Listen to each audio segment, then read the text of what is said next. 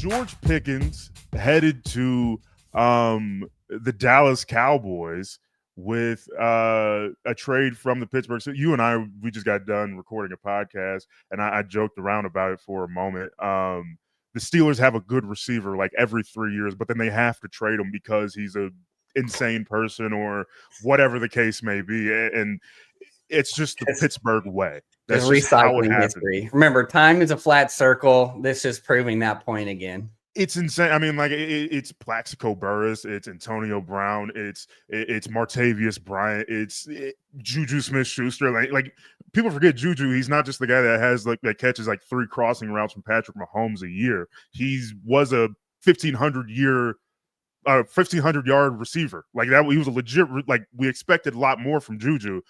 How do you feel about George Pickens? We'll get into the Dallas part of it here in just a second. But George Pickens leaving Pittsburgh feels like it's just going to happen because it's George Pickens in Pittsburgh.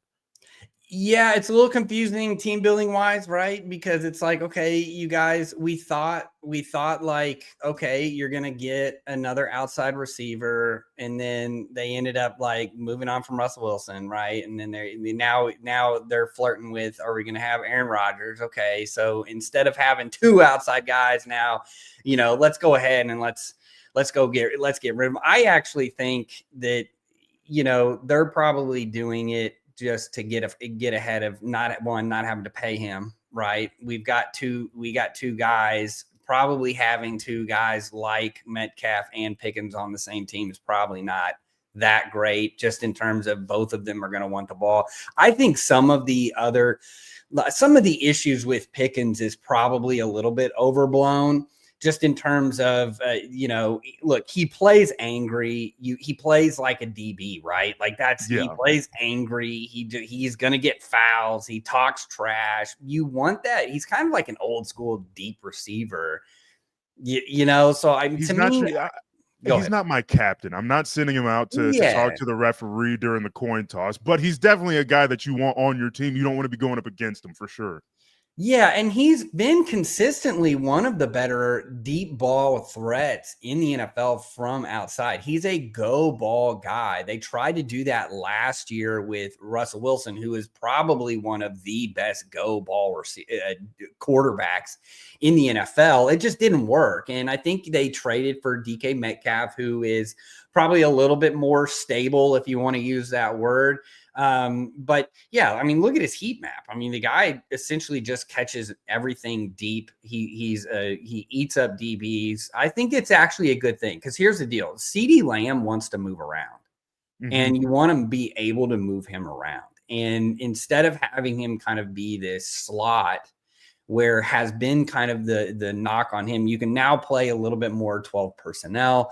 You now have 2 outside threats at receiver, which I think is more important than anything. If we're talking about trends, being able to get in 12 personnel and then being able to have 2 outside presence guys, to me, I mean, yeah, look at that.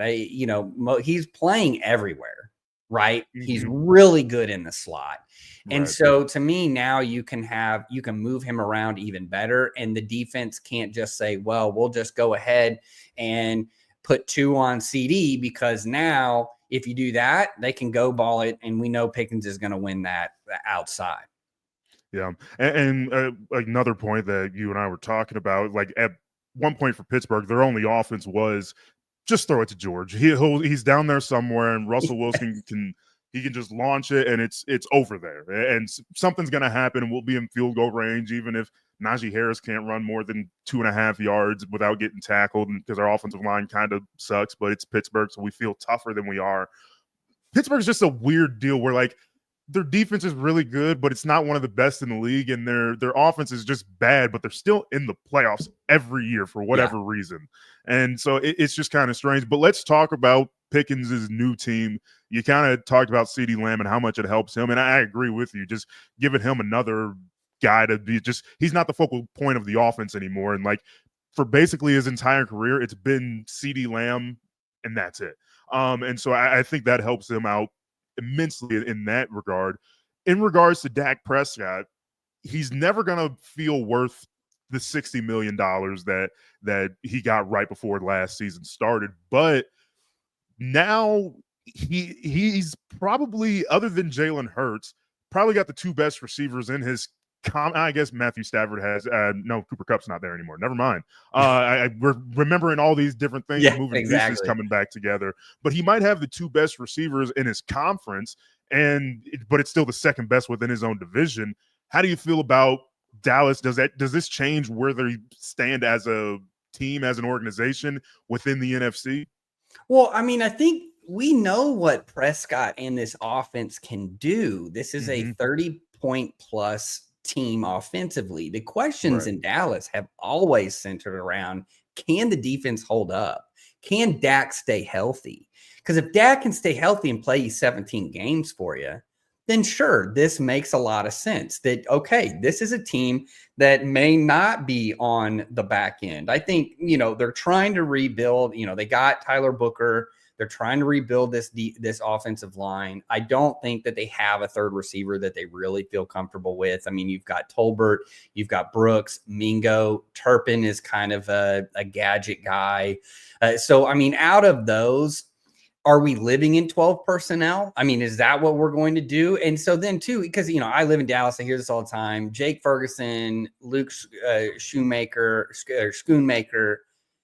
how good are they? How good can they be? Do you have a guy that can really push the field in the middle of the field with one of those tight ends? Look, if Dak can stay healthy, I think this Dallas team looks a lot better now. I don't think Pickens I think without Pickens, you still have CeeDee Lamb get 1,000 yards, but it's really hard, right? We're going to load the box. You're not going to be able to run. We're going to double. We're going to double Lamb. Good luck. Good luck with anybody else. Now I feel like they've kind of put some balance. And I think now the problems become, well, you traded a 4th rounder for Jonathan Mingo, but you're going to probably start Tolbert.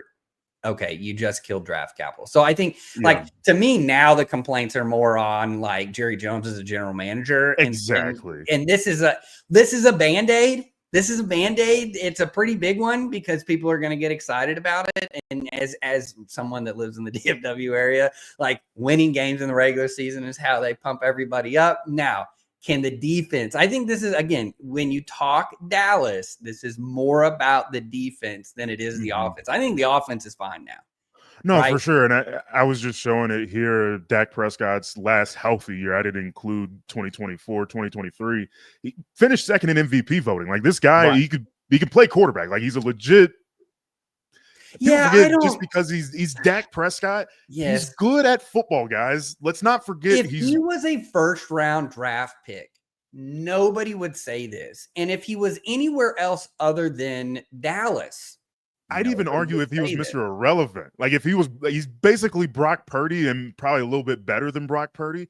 People would be like, oh, snap, look what he's doing. But like he's just kind of this middle round guy and he's in Dallas. So it feels like he's elevated because he's good. Yes. And I think just to like, again, if you are listening to this and you don't understand cowboy culture and what it is like here in Dallas, there is a huge problem with the fact that they haven't won a Super Bowl in a long time. Yet they're like one of the most winningest organizations in the regular season, which is like the most Dallas thing, right? Of like, we're just going to win 12 games a year, but then we will fall flat on our face in the first round. Every year. And for a couple years, it was just San Francisco. And like, obviously, I'm not a Dallas fan wearing my Chiefs stuff, but I can't imagine what it feels like to just fall on your face to the same team. Like, and it's your historical Packers or 49ers every year. It's those two teams every time. Like, golly. And we'll probably wrap up on this point, but I just can't. I'd love to be a fly on the wall for the first meeting between Jerry Jones and George Pickens because it doesn't go well. Whatever it is, it's a strain. Like the only thing I can really compare it to in my brain that I can even get it close to, and it's not even that close, was when Anthony Edwards met Barack Obama during the Olympics, and he was just talking to him. And I think George Pickens just might be like, "What's good, Jerry?" Like just walking in, like he's just gonna be George Pickens because that's what George Pickens does. And awesome. But at the same time, it's kindling. It is kindling to say the very least. Yeah, I think I think, like I said earlier, I think a lot of the if you really think about it, there's not a bunch of off-field issues. This isn't like the typical Dallas, like, let's get somebody who has a ton of off-field issues and let's bring them to Frisco and we'll put them in our bubble and we'll be able to control them because we're the Cowboys. I don't think this is an issue. And I think when there is a pecking order, I think Pickens is going to come in. And there is already a dominant receiver. We know. I mean, we at Field Vision, we have talked about this numerous times. You already have a top 3 receiver in the NFL. He's one of the 5. He's one of the 5 best in the league. Yeah, always. At the very least. Yeah. Right. So it's like, the pecking order. And I look, I've coached for a long time. When you have a guy that you already know, like, no, this dude's elite. And you bring in a guy that was maybe the number 1 on another team, but is not necessarily elite. Like, he knows I'm the number 2 guy. He's going to get his 100 catches. I know I'm going to get 50 at least. So I just need to make sure that I produce it. I think it's actually positive pressure. That's how I see it. I think it's positive pressure for Pickens. I actually think that the more I think about this is a really nice move. It's you gotta give Jerry Jones his flowers on this one. This is not bad. This is actually a really good move. I'd feel a little bit stronger about it, and this sounds a little bit weird, if Mike McCarthy was still the head coach. And I know it's Mike McCarthy and he's got all of his stuff, or even if Mike Tomlin was coming with George Pickens, obviously that sounds great. He's in Dallas, whatever. But if there was a more like Brian Schottenheimer, we're all crossing our fingers, like, maybe he'll be good. Don't know, but he's got the last name. Awesome. We'll see. But if there was a stronger force as the head coach, I'd feel a little bit stronger about it. Now that the stronger force is Jerry, that changes the equation a little bit, but that's every equation in Dallas. But I like it. I mean, you didn't have to convince me just because you obviously see George Pickens is good. CeeDee Lamb is elite. We agree on Dak Prescott, on him being able to figure it out. I'm excited to see. You're right about the defense, but there's a lot of moving pieces like there always is because it's Dallas. Yeah, and it's all going to predicate on, can Dak Prescott stay healthy? If Dak Prescott, if he stays healthy, we're probably in a year from now looking at a team, hey, this might end up being something really good. If he gets hurt, it could all hell could break loose again. Yep. And I think to me, that's what it is. I think the more interesting, this solidifies that offense. I think now everybody's kind of waiting for, what's this defense going to look like with Eberflus? Are we actually going to have a nose tackle? It can Siobhan Ravel play so that we can kick Diggs in because we don't have a nickel.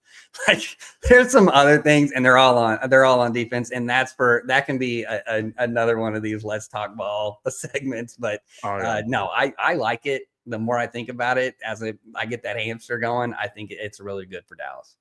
One of my favorite things is that Jerry Jones just keeps hitting the button on offensive lineman named Tyler in the first round every year. Just over and over. He can't stop for the last 3 years. I'm going to name my son Tyler and just hope that Jerry Jones is still drafting in 22 years or whatever. Love it. That'll do it for Let's Talk Ball. Follow us on X at fieldvisionmi, on Instagram at fieldvisionsports. You see Cody's handle there. You see mine there. And join us next time. Love you.